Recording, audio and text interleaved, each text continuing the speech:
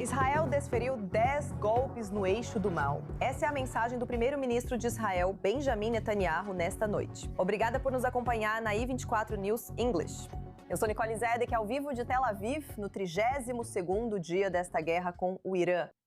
Netanyahu está destacando a forte coordenação entre os Estados Unidos e Israel, um mês após o início desta guerra que já dura 2 anos e meio em múltiplas frentes. O primeiro-ministro afirma que, após a guerra com o Irã, um novo Oriente Médio está surgindo, com novas alianças que ele espera anunciar em breve. Veja mais do que Netanyahu disse nesta noite.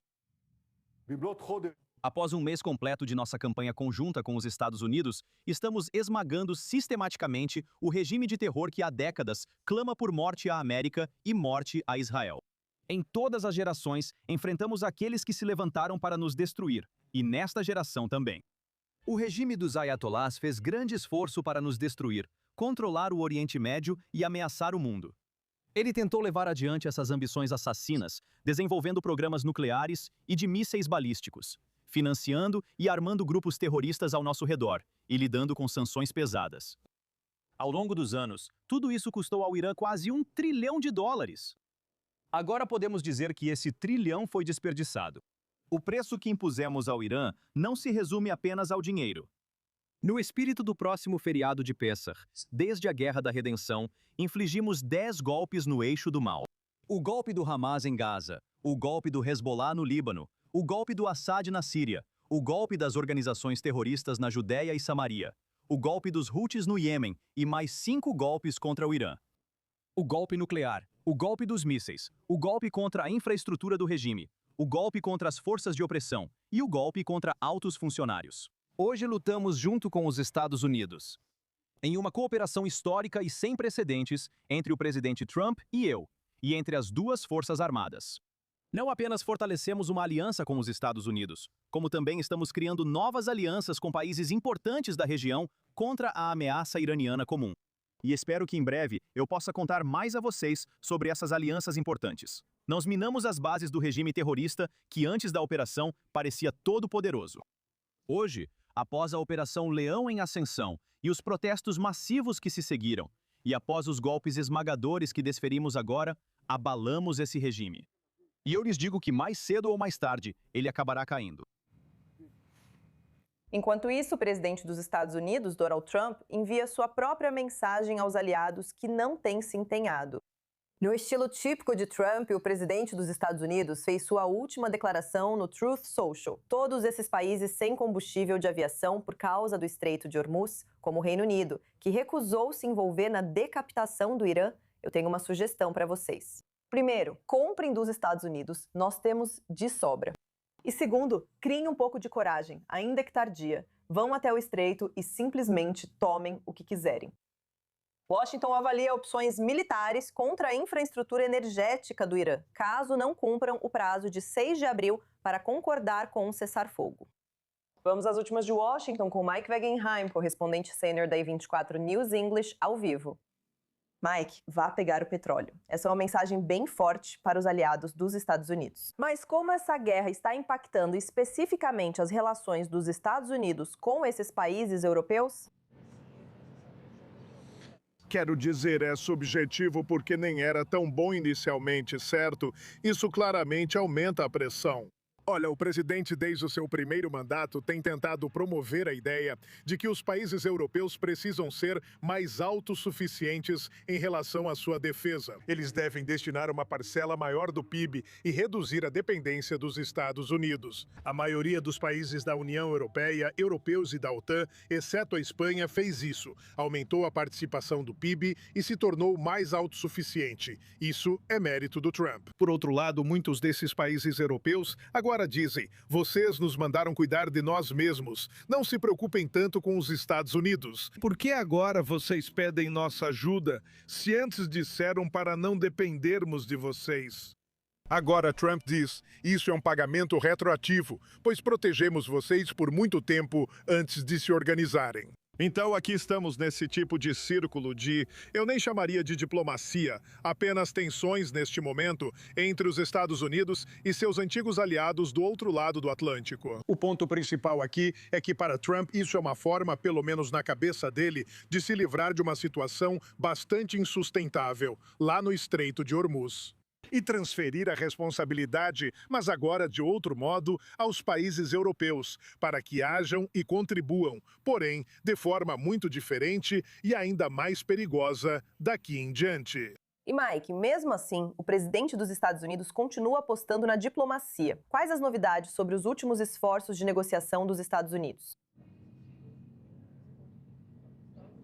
O presidente disse há pouco tempo que as negociações estão indo bem, embora ele não tenha dado muitos detalhes. Agora, o Paquistão e a China, dois dos supostos mediadores ou facilitadores para iniciar essas negociações aqui, elaboraram um plano de 5 pontos mais cedo hoje. Na verdade, não houve grandes avanços. É um plano de bom senso sobre o que precisa ser feito daqui para frente, mas é apenas um esboço muito básico de como tentar iniciar as conversas e, pelo menos, ter metas reais no papel para trabalhar em direção a elas. Fora isso, não há indicação aqui de que houve qualquer avanço ou sequer discussões substantivas acontecendo hoje entre as partes.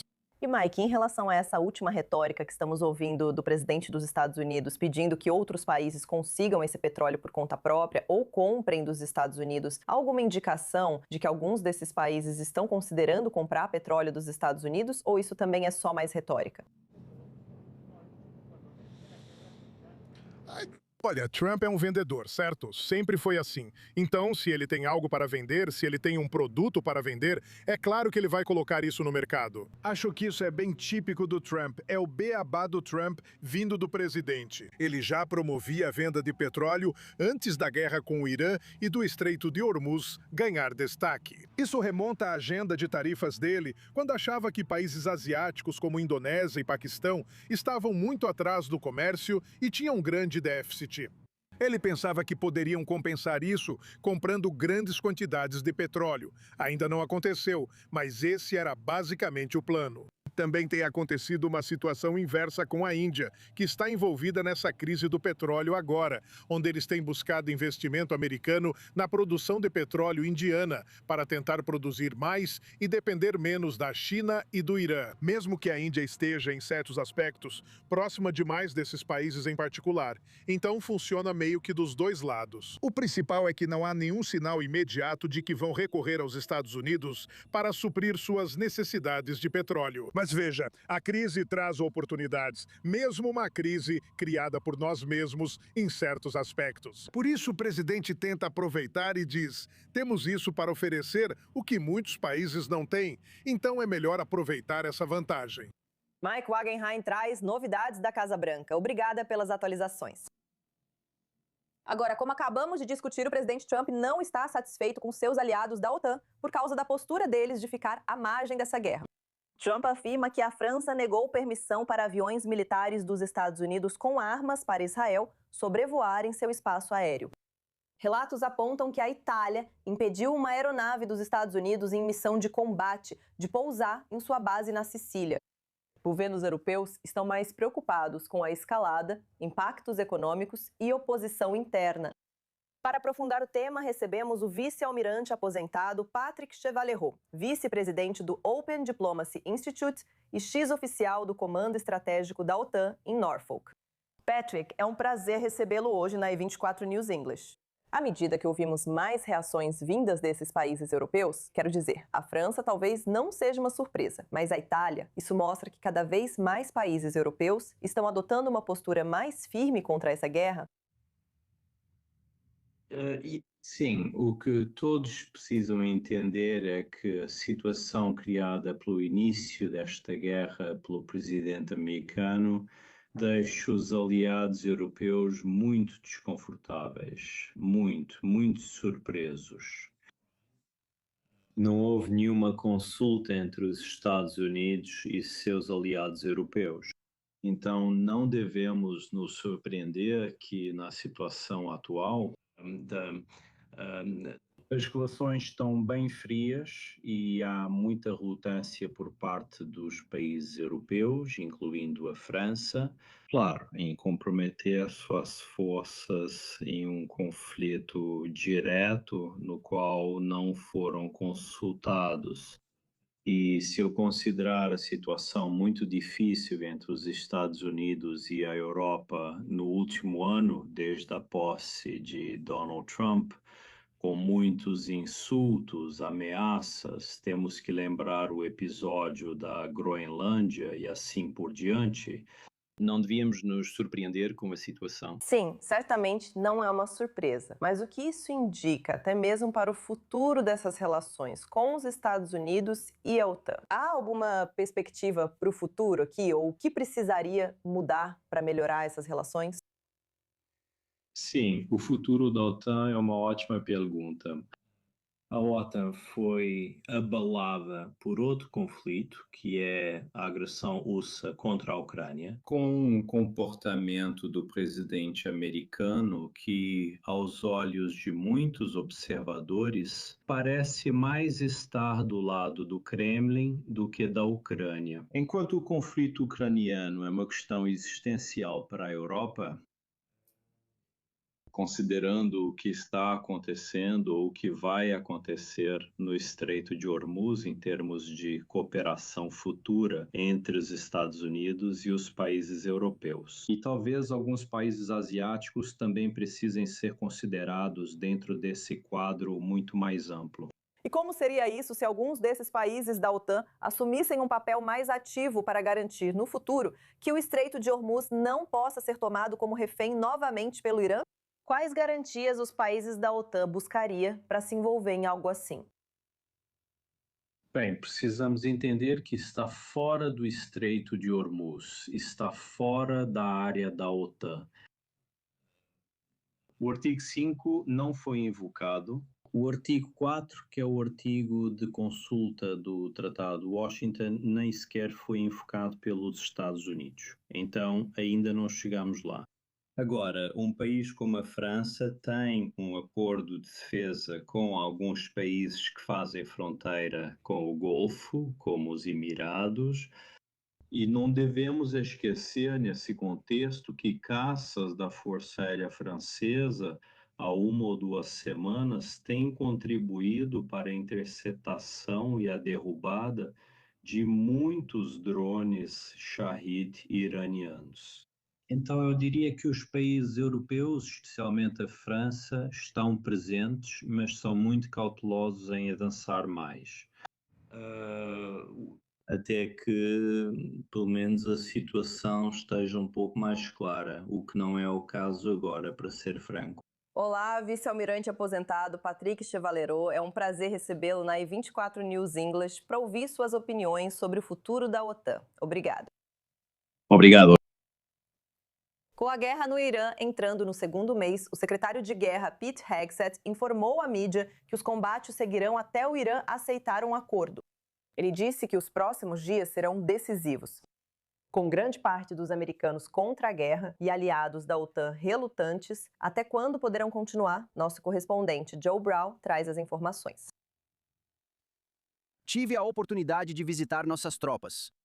Após visita secreta ao Oriente Médio, o secretário de Guerra dos Estados Unidos, Pete Hegseth, trouxe uma mensagem clara dele e das tropas. O show deve continuar. O que aqueles americanos me disseram, jovens e velhos, oficiais e praças, homens e mulheres, negros e brancos, foi: vamos terminar a missão. E por causa deste presidente, desses americanos, estamos mais perto do que nunca de vencer. A operação, como ele coloca, está entrando em uma fase crítica. Os próximos dias serão decisivos. O Irã sabe disso e praticamente não pode agir militarmente. Sim, eles ainda vão disparar alguns mísseis, mas nós vamos derrubá-los. As negociações seguem com representantes iranianos para encerrar o conflito. Mas Hegseth é claro, é do jeito dele ou nada. O presidente Trump vai fazer um acordo. Ele está disposto. Eles conhecem os termos do acordo. Se o Irã não estiver disposto, então o Departamento de Guerra dos Estados Unidos continuará com ainda mais intensidade. Esses termos vão levar a uma invasão terrestre? O chefe do exército, Dan Reisenkind, não descarta essa possibilidade, mas também não diz que é necessário. A gama de opções militares que essas forças podem oferecer é extensa. Não se limita apenas ao que você mencionou em termos de forças em terra. E eu não gostaria de limitar o espaço de decisão do presidente, mas há uma infinidade de coisas, entre elas o fato de que o Irã deve perceber que eles estão lá fora e que estão em pontos de pressão. Hegseth compartilha a visão de Donald Trump sobre a necessidade de maior apoio europeu à guerra e abertura do Estreito de Hormuz para melhorar a cadeia global de suprimentos. Após um mês de guerra, países da OTAN estão virando as costas para os americanos, com França e Espanha se recusando a permitir que aviões militares sobrevoem seu espaço aéreo. Os americanos preferem um fim rápido da guerra por meio de negociações, mas estão preparados para uma guerra longa. As forças de defesa de Israel afirmam que até amanhã concluirão os ataques aos principais locais de produção militar do Irã. Nas últimas 24 horas somente, a Força Aérea de Israel realizou mais de 230 ataques, tendo como alvo lançadores de mísseis balísticos, sistemas de defesa aérea e vários locais de produção de armas em Teherã. No estúdio comigo para debater os últimos acontecimentos estão o analista de segurança Yaakov Lapin, do Lapin Assessment, e o correspondente sênior da I24 News em inglês, Owen Altman. Yaakov, quanto ao prazo, até amanhã, o fato das forças de defesa de Israel dizerem que poderiam ter concluído esses ataques em todos os locais críticos de produção militar. O que acontece se Israel de fato acabar com esses locais de produção? Como isso muda o lista de alvos um mês após o início da guerra? É um marco muito importante. Atacar a capacidade dos iranianos de produzir armas é o efeito mais duradouro. O efeito é muito mais duradouro do que atacar apenas mísseis ou lançadores. Leva mais tempo para construir fábricas de armas. É a parte mais cara da máquina de guerra deles. E diante do desastre econômico que esse regime está enfrentando, isso vai atrasá-los por um número incalculável de anos. Então, é extremamente significativo. Por isso, eles focam na indústria de armas, já que ninguém sabe quando a guerra termina. Então eles estavam realmente em modo decisivo, para usar uma expressão da NBA, e estavam tentando atingir o maior número possível de alvos de alto valor, porque esses podem ser os últimos dias da guerra. Ninguém sabe. Agora veja, se a guerra continuar, há outros alvos. Sabemos que há alvos em tempo real, detectados ao sobrevoar território inimigo, fora do banco de alvos e não preparados. A maioria já foi atingida. Mas esses são os alvos que você descobre quando os drones, os caças, os satélites e todos os outros sensores de inteligência fornecem novos dados sobre novos alvos e capacidades iranianas. Então, esses são alvos em tempo real. Israel é muito, muito bom nisso. Tenho certeza de que há outros. O Irã tem 92 milhões de habitantes, equivalente à soma de França, Alemanha, Grã-Bretanha e Espanha. Sei que há mais alvos, mas esse é um marco importante alcançado pelas forças de defesa de Israel. Isso mostra que a maior parte do trabalho já foi feita. Um marco importante. Owen, vimos o primeiro-ministro se gabar dessas conquistas hoje. O que achou dos comentários dele na TV? Certo. Nicole, antes de tudo, uma escrita inteligente de Netanyahu. Ouvimos antes na tradução, traduzimos como golpe a palavra maca em hebraico. Como você sabe, ela também significa praga. Netanyahu discursou sobre as 10 pragas e há também 10 conquistas.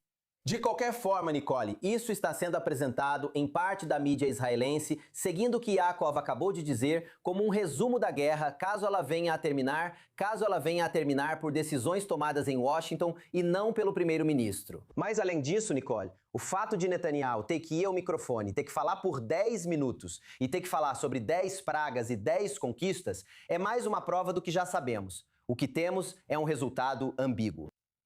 Nós não temos um resultado, certamente não um fracasso total, mas também não temos um resultado em que o sucesso seja claro o suficiente para que um discurso como esse não seja necessário. E o contexto aqui é que não estamos apenas às vésperas de um grande feriado judaico, quando as famílias vão se reunir em menos de 24 horas para o início da Páscoa judaica e o tradicional Seder de Pessah. Em Israel temos só uma noite e estamos a meses de uma eleição nacional. O primeiro-ministro sempre observa o lado político.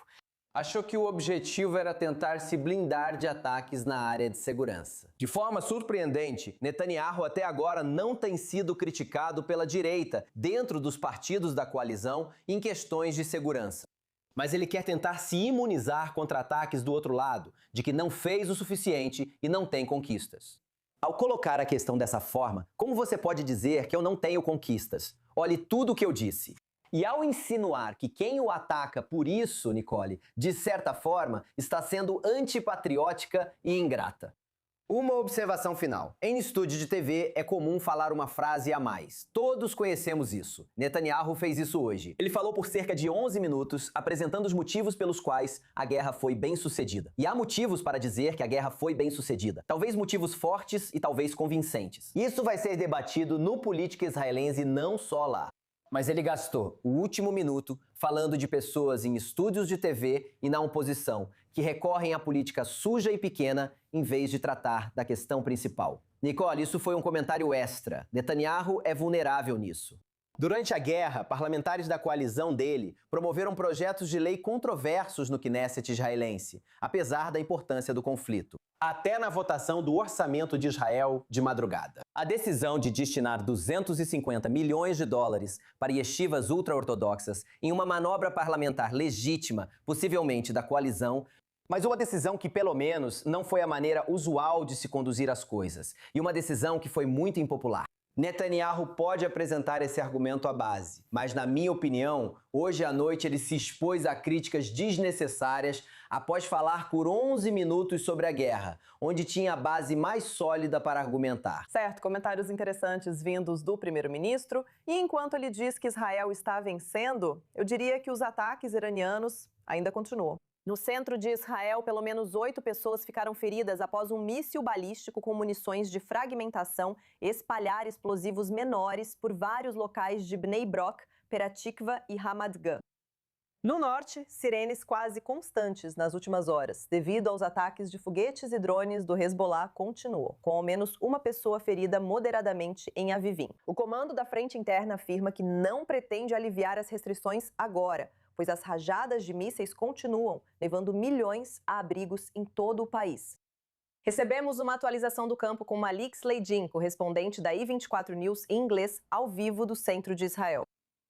Vimos alguns casos diferentes de feridos mais cedo hoje. Na verdade, algumas novas reportagens indicam feridos recentes também no norte de Israel. O que você pode nos contar sobre esse último bombardeio? Sim, então, depois de algumas horas de calma, vimos um enorme bombardeio do Hezbollah em direção ao norte de Israel, especificamente para a Alta Galileia e certamente na linha de conflito. E isso causou alguns danos e vítimas, mas, pelo que entendi, a maioria dessas vítimas está em condição leve. E não estamos falando aqui de nenhum ferimento que ameace a vida de nenhuma das pessoas que ficaram feridas. Isso é em relação à linha de frente. No fronte com o Hezbollah, mas aqui no centro de Israel também estamos presenciando, na verdade, várias horas de tranquilidade. Mas nesta manhã, 3 ondas de disparos de mísseis em direção ao centro, que aconteceram após quase 60 horas sem nenhum lançamento de mísseis em direção ao centro de Israel. Isso causou danos a algumas casas em Bnei Brak. E uma das submunições, aparentemente de uma ogiva de bomba de fragmentação, caiu no teto de um dos prédios residenciais. O teto desabou e 3 pessoas ficaram feridas por causa disso. A mulher e seus 2 filhos, mas eles estão em estado leve. Mas 3 pessoas no mesmo local também ficaram levemente feridas. E mais 2 pessoas em Petah Tikva, aparentemente também após uma explosão. E alguns dos carros lá também explodiram. Fogo e fumaça foram vistos, claro, e os bombeiros em Israel conseguiram apagar quase imediatamente. Muitas vítimas, mas a maioria delas sofreu apenas ferimentos leves. E ninguém está realmente em estado de risco de vida, o que é o mais importante. E, no geral, precisamos dizer o seguinte: se compararmos hoje, ontem, os dias anteriores, pelo menos no centro está relativamente muito mais calmo e muito menos mísseis estão sendo direcionados para essa área. Belieg, porém, o comando da Frente Interna afirma que as diretrizes seguem em vigor por enquanto. Há alguma ideia de quando essas diretrizes podem ser reavaliadas e o que tudo isso significa para aqueles que vão celebrar o feriado judaico de Pessach, que começa amanhã à noite? Então, as diretrizes vão permanecer as mesmas, de acordo com o comando da Frente Interna, pelos próximos dias, mas a avaliação acontece a cada poucos dias. E certamente, se as coisas mudarem, as diretrizes também vão mudar. Mas em relação ao feriado de Pessah, hoje, alguns oficiais de segurança estavam dizendo isso. A avaliação é que tanto o Hezbollah quanto o Irã podem realmente aumentar seus ataques contra as áreas residenciais em Israel por causa do feriado. Isso não é concreto, não há nenhuma informação concreta de que o Hezbollah ou o Irã estejam planejando isso. Mas certamente isso poderia realmente levar o Irã e o Hezbollah a dispararem contra áreas residenciais em Israel, por causa das aglomerações e das pessoas que querem comemorar juntas. Por isso, o comando da Frente Interna reforça que as orientações permanecem e as pessoas devem evitar grandes aglomerações e ficar próximas a abrigos em caso de sirenes. E Belik, uma atualização rápida sobre a extensão dos danos causados até agora. A Autoridade de Propriedades de Israel diz que mais de 22 mil pedidos de indenização por danos foram apresentados. O que isso indica sobre os danos em todo o país? Sim, mais de 22 mil, como você mencionou. Mas vamos dizer o seguinte, a maior parte dos danos é, claro, de menor gravidade. Certamente houve muitas casas que foram severamente danificadas, especialmente aquelas que sofreram ataques diretos ou foram atingidas diretamente por mísseis iranianos. Isso aconteceu algumas vezes desde o início da guerra. Mas as pessoas realmente apresentam isso para conseguir a indenização, esperando receber algum dinheiro de volta. Isso não significa que realmente houve danos muito grandes e extensos causados a muitos dos prédios em Israel. Obrigada, Balik Sudin, pelas atualizações do local. Faremos uma pausa rápida na I24 News English e ainda temos muito a discutir. Fique conosco.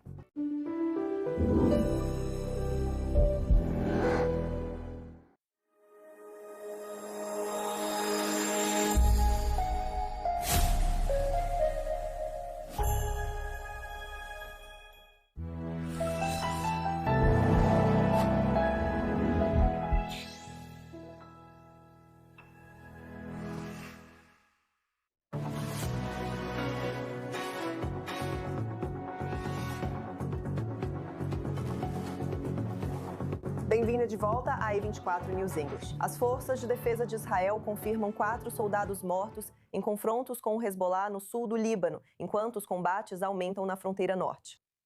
Ao mesmo tempo, ataques aéreos israelenses atingiram infraestruturas do Hezbollah em Beirute. Bem, o exército diz que já destruiu mais de 180 lançadores de foguetes e mísseis desde que essa nova rodada de combates começou. O ministro da Defesa de Israel, Ezra Katz, apresenta planos para uma zona de segurança ao sul do rio Litani. Veja o que ele disse. Ao final da operação, as forças de defesa de Israel estarão posicionadas em uma área de segurança dentro do Líbano, na linha defensiva contra mísseis antitanque, e terão controle de segurança sobre toda a região, até o rio Litani, incluindo as pontes do Litani que permanecerem, enquanto eliminam as forças Radwan que entraram na área e destroem todas as armas posicionadas ali.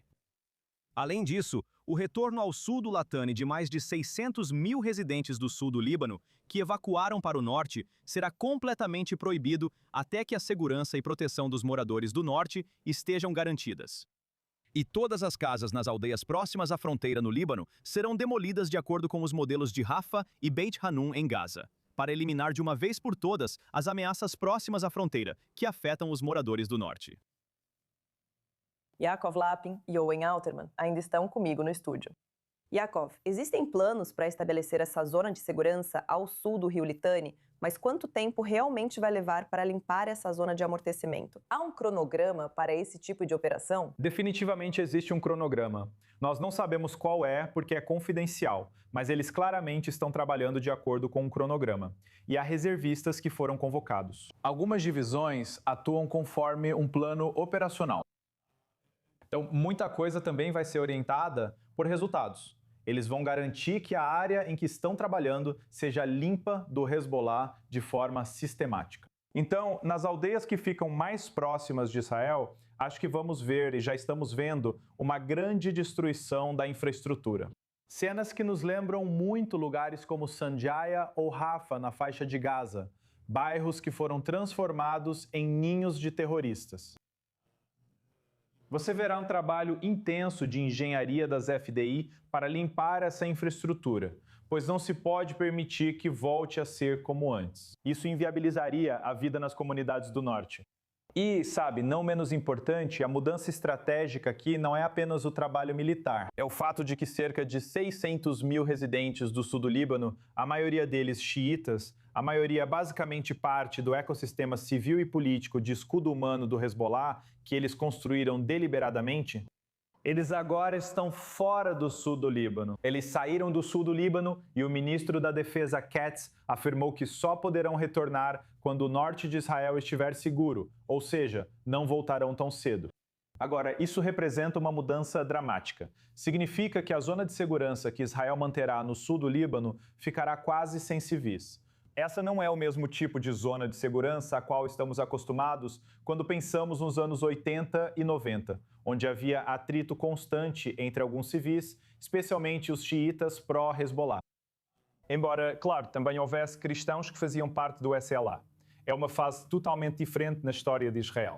Mas esta é uma zona de segurança diferente, controlada em parte com fogo à distância e incursões. Isso não quer dizer que as FDI ocuparão toda a zona de segurança, mas certamente estarão presentes e avançarão profundamente em partes do sul do Líbano. Isso representa uma grande mudança estratégica e remodela o sul do Líbano. Não é apenas mais uma rodada de violência. Sim, Iaco, excelente resumo de segurança sobre o significado disso no terreno, militarmente e para o equilíbrio de poder. Quero agora focar na arena diplomática e na diplomacia pública. Quando Israel Katz menciona o modelo de Rafah e Beit Hanun, Nicole, é uma ótima mensagem para o público israelense, especialmente para um ministro da Defesa que em breve enfrentará os eleitores das primárias do Likud. Esse tipo de frase ou ajuda muito, também mostra ao inimigo que Israel está determinado e não teme ir até o fim. Não é uma mensagem tão boa, como costumo dizer, para quem está sentada no sofá no Kansas. A diplomacia pública de Israel tem um grande ponto fraco. Não é possível atingir todos os públicos. E, como sempre, o público do Kansas não é prioridade. É o inimigo e, na maioria das vezes, o público doméstico. Olha, até agora o foco principal internacionalmente está na principal arena da guerra, que é no Irã. O Líbano teve pouca atenção, mesmo com 1 milhão de deslocados. Esse deslocamento é para a segurança deles, Nicole, e é permitido pelo direito internacional. Quando Israel quer, como Jacob disse corretamente, separar os civis e os combatentes, essencialmente para que os civis não sofram danos, e isso é permitido, desde que seja de forma temporária.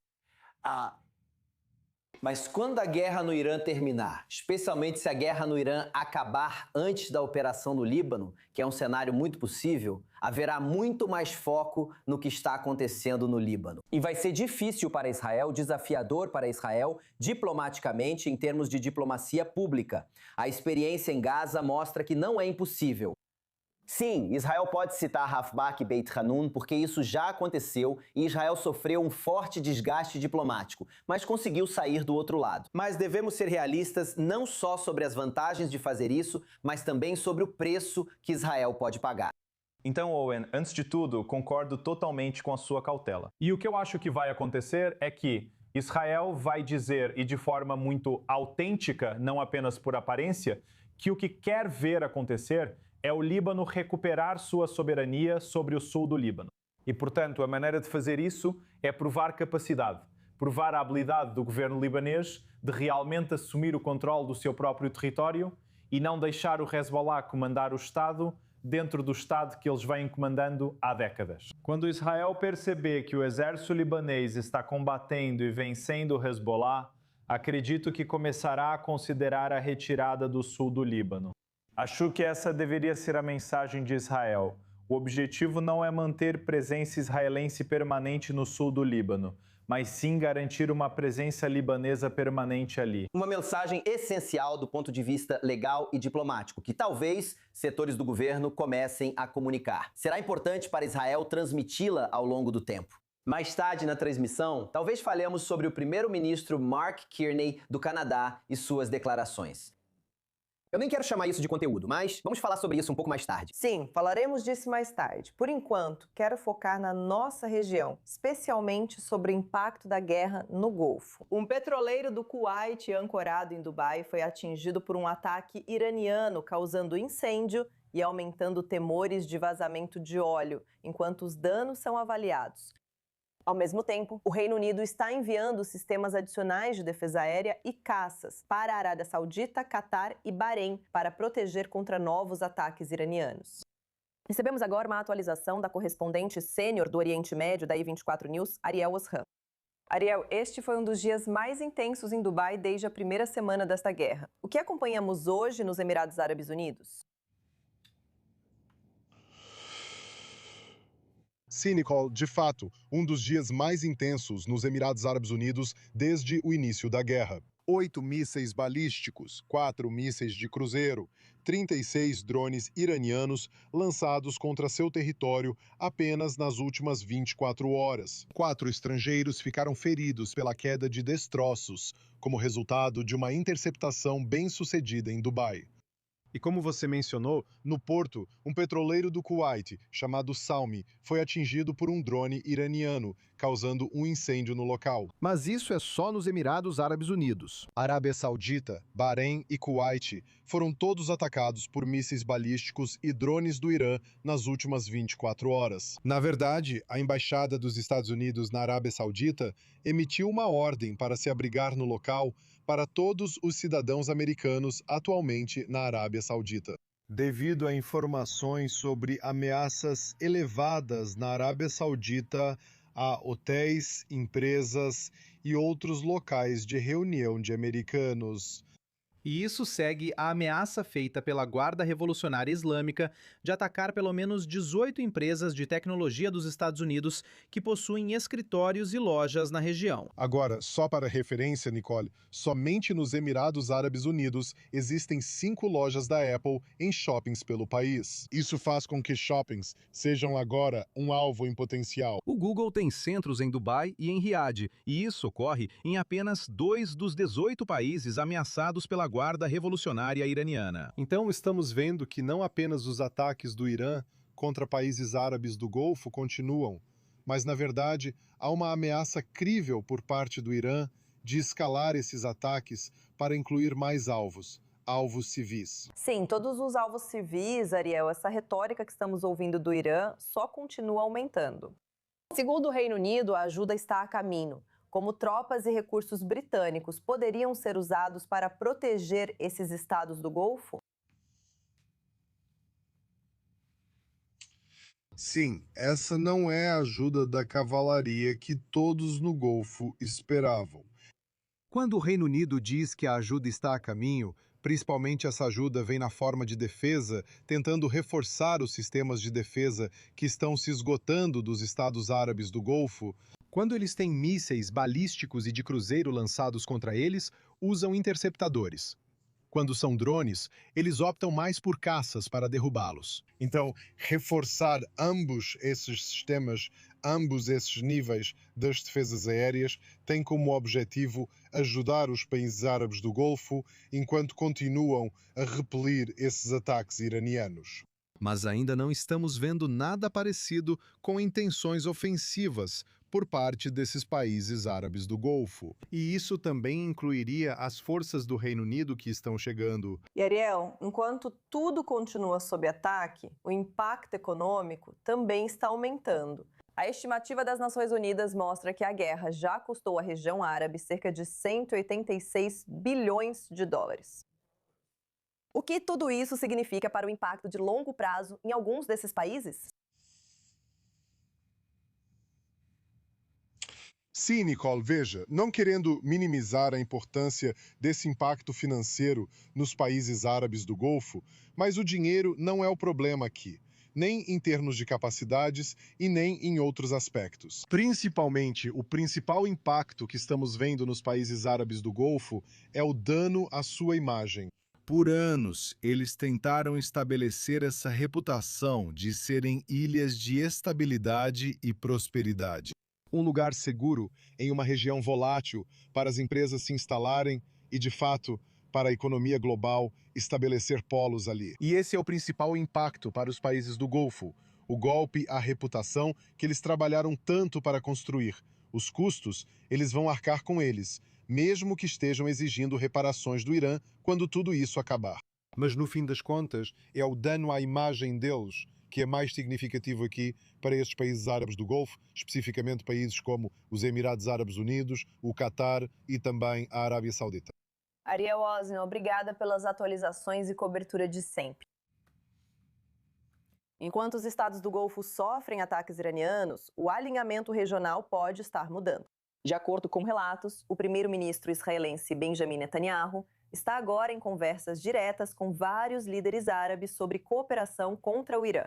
Eles compartilham preocupações sobre as capacidades militares e influência regional de Teherã, aproximando parceiros improváveis.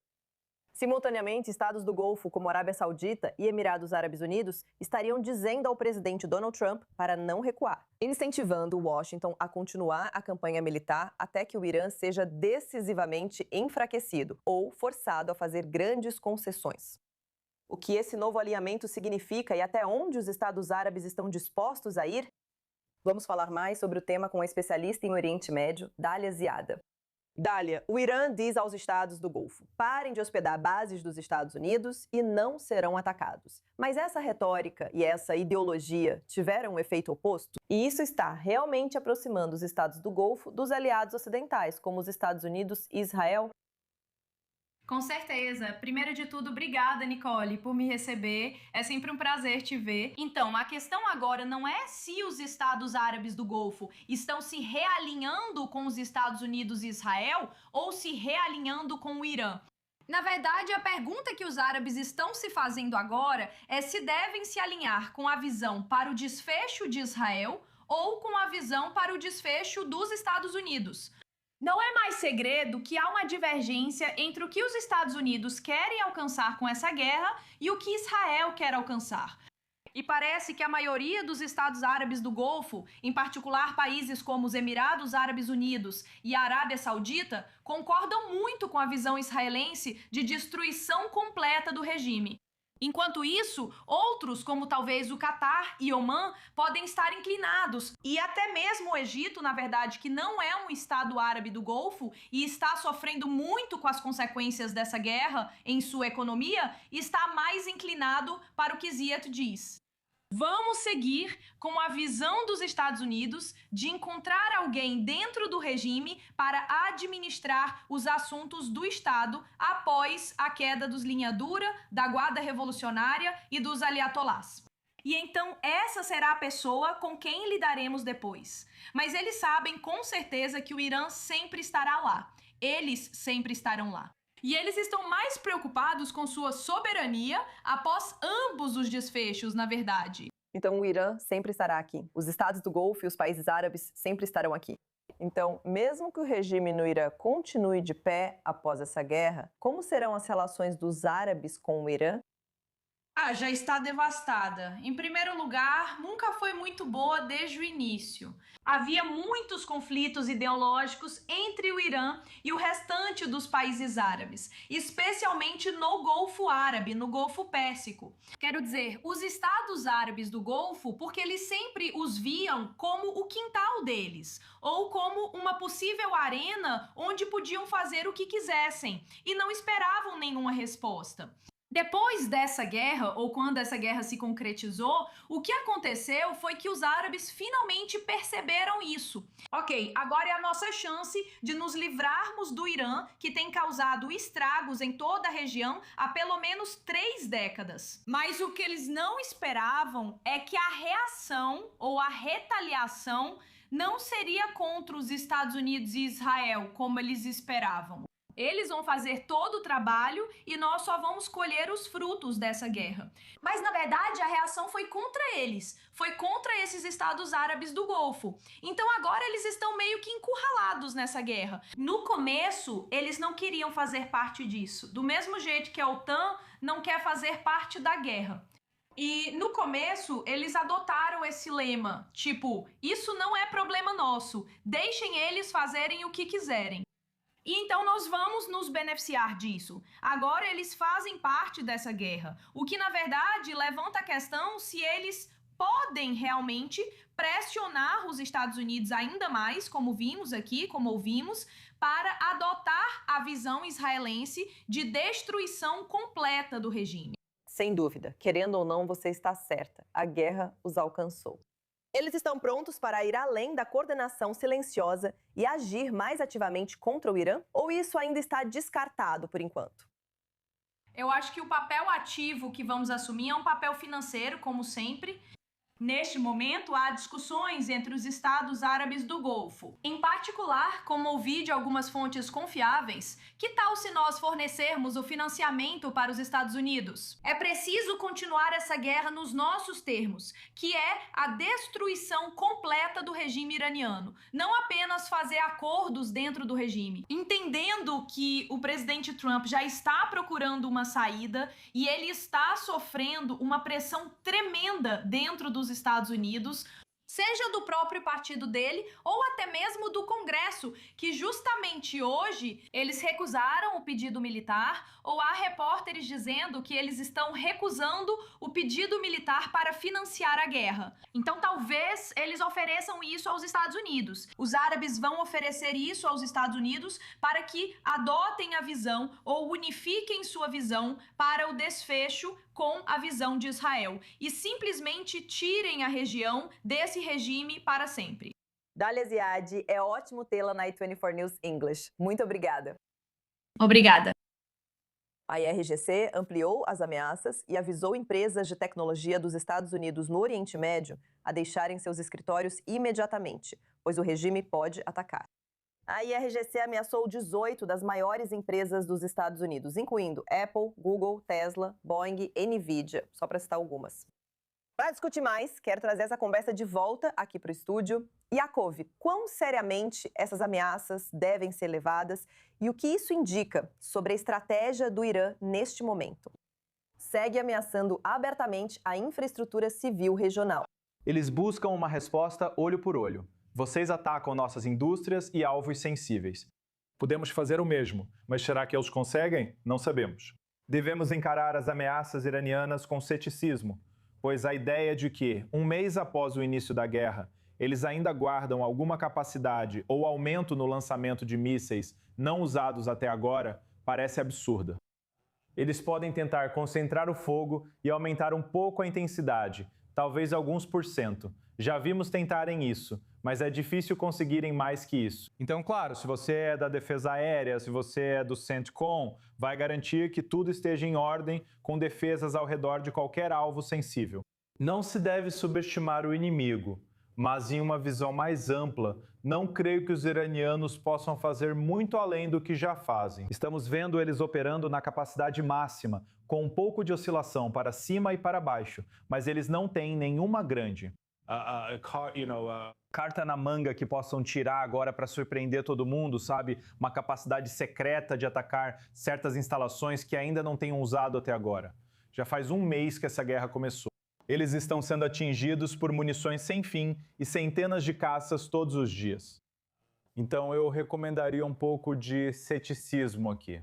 Concordo com Yaakov, não acho que isso mude a dissuasão iraniana, Nicole, neste ponto da guerra, pelos motivos que Yaakov citou. Pode, talvez, ajudar a moral dentro do regime, ajudar seus apoiadores pelo Oriente Médio. Mas em termos de mudar o equilíbrio e os resultados da guerra, eu não acho que isso tenha qualquer impacto. Com certeza, ataques iranianos graves à infraestrutura energética do Golfo, como você comenta há semanas, podem ser uma nova carta na manga. Talvez não seja uma tecnologia nova, mas alvos novos, que provavelmente já mudaram a forma como as decisões são pensadas em capitais importantes e em lugares importantes.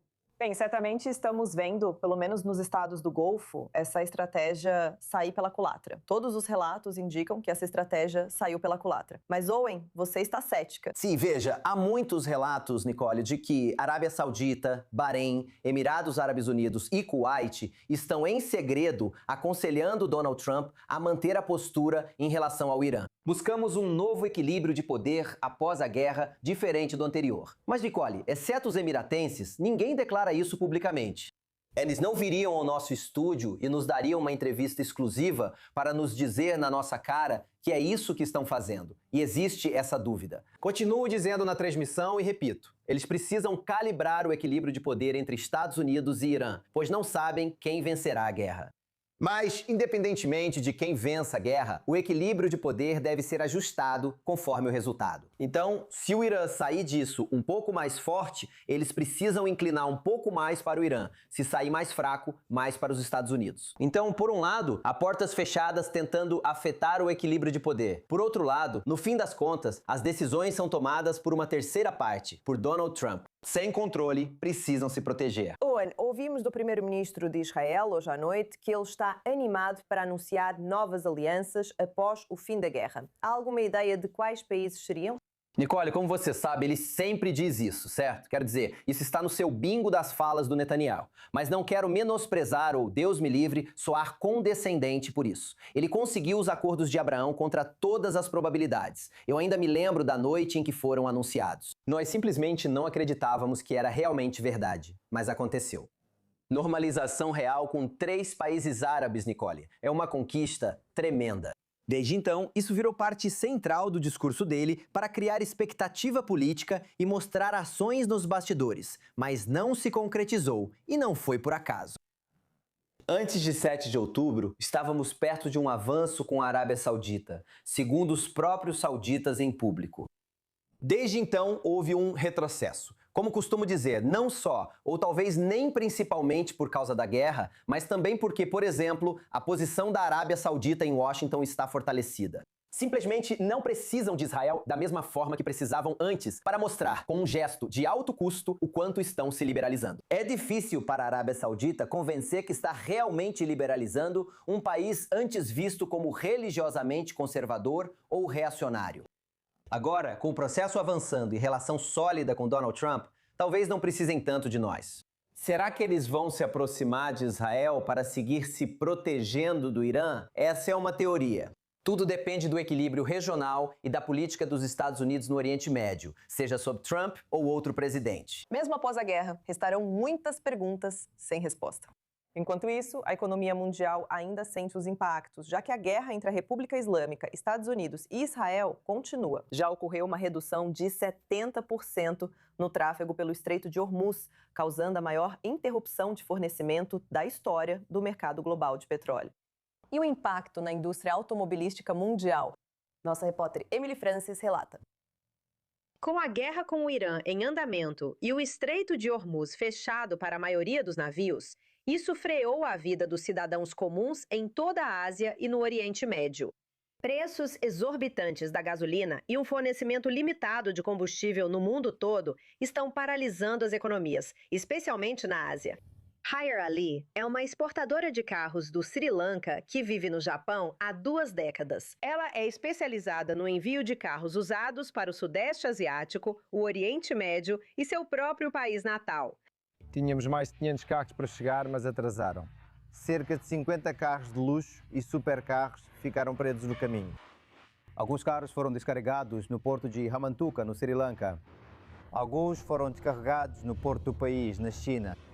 E alguns dos nossos containers foram chamados de volta para o Japão. No ano passado, países com indústrias automobilísticas fortes, como Japão e Coreia do Sul, exportaram juntos 19 bilhões de dólares americanos em carros usados para o mundo todo.